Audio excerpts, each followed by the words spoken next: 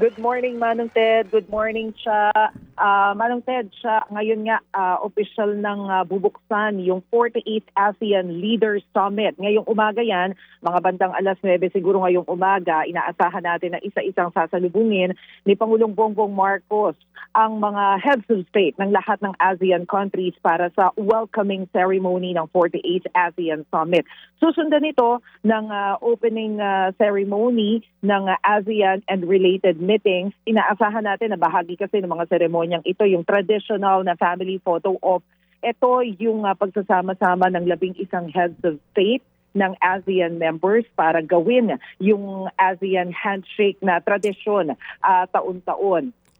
Pagkatapos ito, susundan naman ito ng plenary at ng retreat session. Dito inaantabayan na natin yung magiging intervention ni Pangulong Bongbong Marcos. Ito yung pagbabahagi niya ng kanyang mga pahayag tungkol sa mga pangunahing issue sa buong rehiyon, lalo na ngayon na siya yung tumatayong chair ng ASEAN. Pwede kasing magsalita siya rito tungkol dun sa posisyon ng Pilipinas, ukol dun sa epekto ng krisis ng Middle East, partikular sa energy at food security. Sinabi na rin kasi kahapon ni Foreign Affairs Secretary Des Lazaro na sa sentro ang mga pulong ng ASEAN sa usapin ng energy security, food security at proteksyon sa mga ASEAN nationals na nasa Middle East.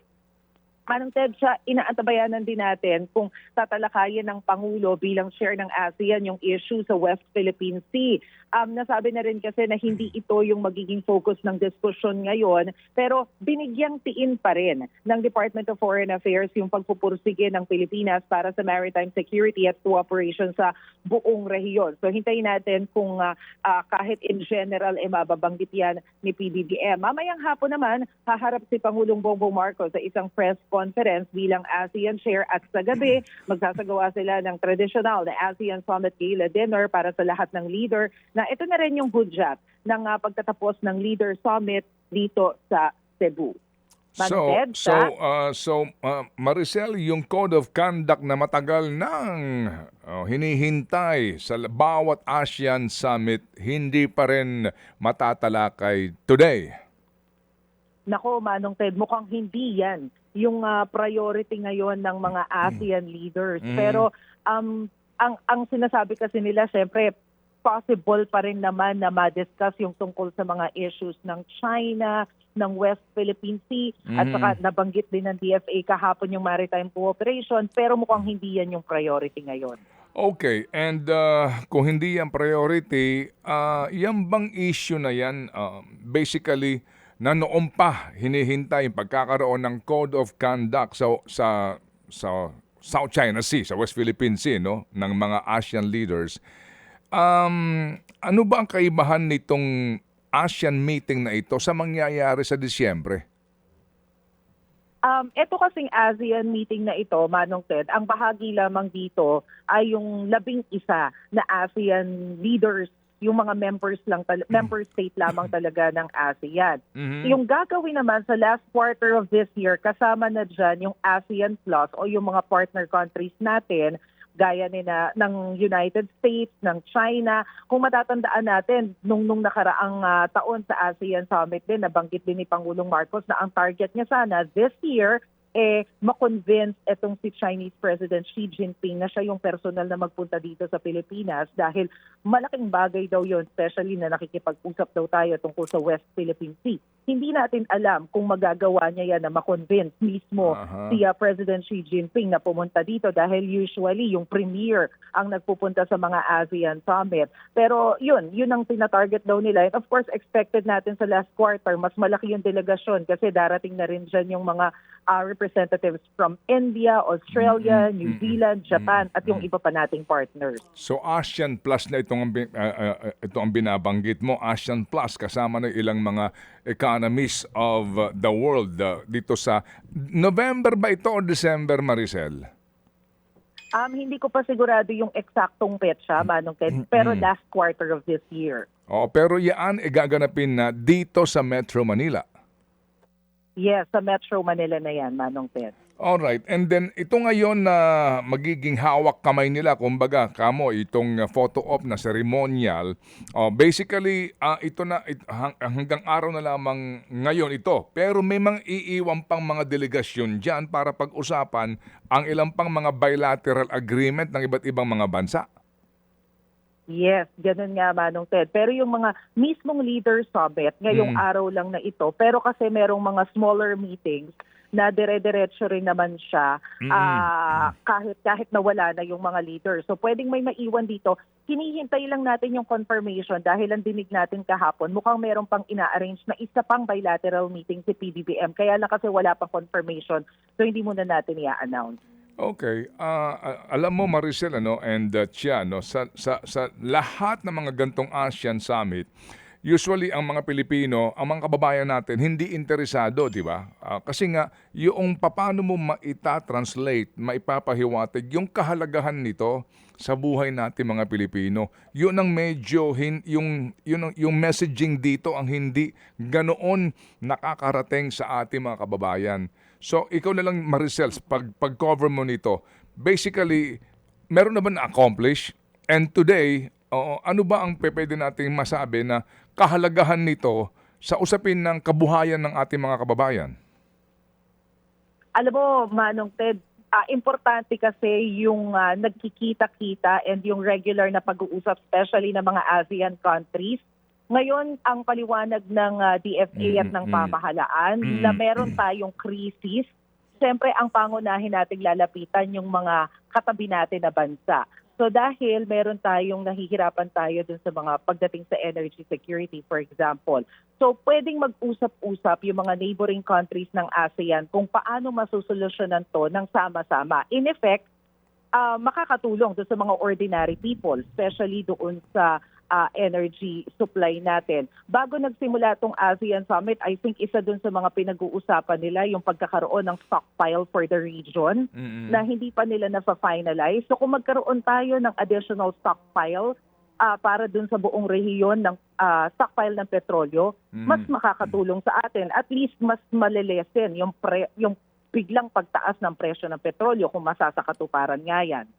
Oo, yan po halimbawa lamang na maaaring ng pag-usapan, sourcing ng pwedeng pagkunan natin ng mga pangangailangan natin for energy and perhaps petroleum. Di ba nandyan ang Singapore din, di ba? Nandiyan, di ba? ASEAN ASEAN, tama? Nandyan ba ang presidente o prime minister ng Singapore? Ang sabi sa atin dadate, kahapon dumating na si Singaporean leader. Yes, Okay. Okay, sige. So, Ang sabi naman sa atin, kompleto daw yung mga heads of state ng ASEAN. Yun yung expectations ng DFA, except Myanmar. oo, na may problema ngayon, ano? Itong usapin ng transnational crime, yung human trafficking, 'di ba kasi marami sa mga Pilipino napapadpad diyan sa Myanmar, no? Maging sa Cambodia. Yung mga ganon, napag-usapan na ba iyon para palakasin yung ugnayan natin sa puntong 'yon? Kahapon sa ministerial meeting, Manong Ted, nabanggit yan ni Secretary Tess Lazaro ng DFA. Nakasama dun sa mga tatalakayin nila yung cooperation among ASEAN countries para nga masugpo itong transnational crimes. Kabilang na nga din daw dyan yung mga cyber scam at saka yung mga human trafficking. So kasama yan din sa mga tatalakayan din nila ngayong araw dahil especially alam natin na yung human trafficking nangyayari dyan sa Cambodia, nagpapadala ng mga Pilipina dyan. So kabilang din yan dun sa mga target nila na mapag-usapan ngayon. Meron ka bang tanong kay Maricel kasi may gusto akong itanong sa kanya? Okay. Meron na ba silang tugon, Maricel, doon nga sa pinag-uusapan na posibleng maging sagot nito mga ASEAN countries kung sakali man na maulit itong krisis sa langis? May napag-usapan na ba about that? Solution for that? So far, wala pa silang ibinibigay na konkretong solution. Mamaya, hintayin natin yung magiging intervention sa plenary at saka sa retreat session. Usually kasi dyan tinatalakay talaga ng chair, ng ASEAN chair at saka ng mga member countries para ma-finalize kung ano yung magiging deklarasyon nila at the end of the Leader Summit. Kasi ang sinasabi ng DFA, after ng ASEAN Leader Summit, ine-expect nila na magka-come up sila ng position tungkol dito sa energy security. So hintayin natin baka mamayang gabi after ng mga meeting baka ilabas nila. Okay.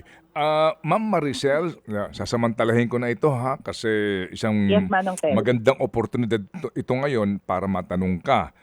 Anong oras ang briefing ni Attorney Claire today? Nako, Manong Ted, ngayon, mukhang wala pang sigurado kung anong oras na briefing ni Yusek Claire Castro. Although nandito siya sa Cebu, kasi ang inilatag sa amin, ang siguradong may press briefing today, si Pangulong Marcos. Usually, pag may press con si PBBM, hindi niya sinasabayan eh.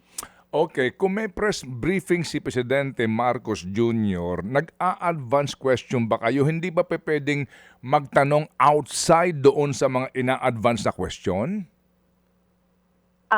Actually, Manong Ted, nililimit nila. Tapos, nagpasabi na rin sila ngayon na yung press briefing ni PBBM mamaya, especially may mga kasamang foreign correspondents, mukhang nakasentro lang sa ASEAN yung tatalakayin nila. Oo, kasi mukhang Kasi parang mukhang alam mo na ibig ko sabihin, di ba, kung saan ako pupunta. yes, Manong Ted. Sapaw kasi itong ASEAN na itong arrest na nangyari nga kay Mabanta, no? And then ngayon, itong mga, alam mo na, no? Itong mga DDS tsaka DDH ay nagtatalo-talo doon sa pag-deny daw ni Attorney Claire Castro na magkakilala itong si Mabanta, si Pangulo Marcos at naglalabas nga ngayon ng mga resibo ang iba tungkol sa kanilang mga get-together, mga birthday party, and even yung sinasabi na naglingkod raw itong si Ginoong Mabanta kay Pangulo Marcos doon sa kanyang social media group, etc. Anong tugon kaya dito ngayon nila Attorney Claire o ng Pangulong Marcos? Manong Ted, mamaya kapag nakita ko si Undersecretary Claire Castro, itatanong ko yan. Kasi nakita ko rin yung mga post ni former Secretary Harry Roque na magkayakap pa si Mabanta at saka si PBBM. So clearly, meron silang relasyon. Di lang natin alam kung gaano kalalim. So para ma-clarify din yung position ng Malacanang kasi si Yusek Claire din naman yung nagsabi na hindi raw sila magkaibigan. Oo, merong ng artikulo ngayon, ang Rappler, no, is Franco Mabanta pro Duterte o ipapadala ko sa iyo ito, no? Or pro Marcos. Ang sabi nila, check the receipts, no? So, ang dami nitong mga sinasabi nilang resibo. So, ang tanong nga dito siguro maganda, una, ano ba talaga? Tapos, why deny it? Kung totoo naman, di ba? Ano ba ang problema kung dati-rati nga, nagtrabaho sa kanya o nagserbisyo sa kanya?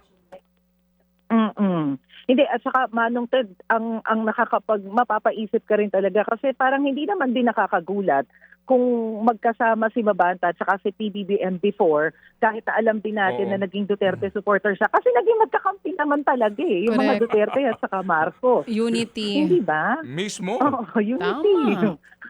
Mismo, di ba? Oo, yun nga kasi nga unfortunately sapaw, di ba? Sa halip na magtanong ang ating kayo sa media diyan, nga ano ang benefit ng ASEAN, mga napagkasunduan, etc. Pero hindi mo maiaalis tong ngayon tuloy na ito nabibigyan ng pansin itong intrigang ito, kung intriga man ang tawag ng iba. Tama naman, Manong Ted. Sige, pag nakita ko si Yusek Castro, itatanong natin yan. Tama, Maseno, walang direktang sagot kung nagtrabaho ba sa mga Marcos? Walang direktang sagot doon si Auntie Claire?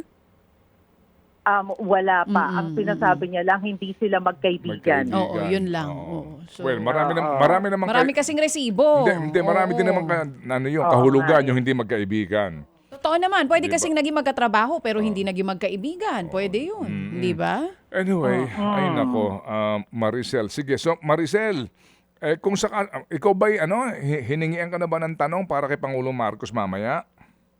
Wala pa, hindi pa sila nagpapalatag ng mga tanong, Manong Ted. Okay. Sige, meron lang akong tanong kung sakasakali. Hindi ako magtatanong tungkol dito kay Mabanta. May tanong lang ako kamo kay Pangulong Marcos, ha? Mm. Okay? Ano lang, may, Yes, Manong Ted. may ballpen ka? Oh, ano ba yan, Manong Sige, Ted? pakisulat lang, ha? O sige. Okay. Pangulong Ferdinand Marcos Jr., pinatatanong lang po ni Zarina Balba Guevara, nasan na si Saldico? Ayun. Oo, patanong na rin. Okay. Ano na update doon, Mase, ha? Tama naman. Yung tawa ni Maricel. Tama naman. Kumuha Thank pa ng you. ballpen. Sinulat mo? Ang sarap ng tawa ni Tita Mase. Oo, Manong Ted. Parang na-memorize ko agad. Alam ko na agad. Oo. Thank you. Pag may sagot, balikan mo kami agad, ha, Maricel, ha? Lakas ng tawa. Sige, Manong Ted. Maraming salamat. Sabi ni Maricel, lalo kang noted. gumanda sa smile mo. Salamat, Thank you Maricel. for reminding. Mga kapatid, patuloy po kayong tumutok sa 105.9 True FM para sa totoong balita, impormasyon, music, and entertainment. Mag-subscribe sa aming YouTube channel at podcast at sundan nyo kami sa Facebook, Instagram, X at TikTok sa True Network PH. Bisitahin din po ang aming official website, truefm.ph. At panoorin din kami sa True TV Signal, Channel 19. Kami po ang 105.9 True FM. Laging true sa'yo, kapatid.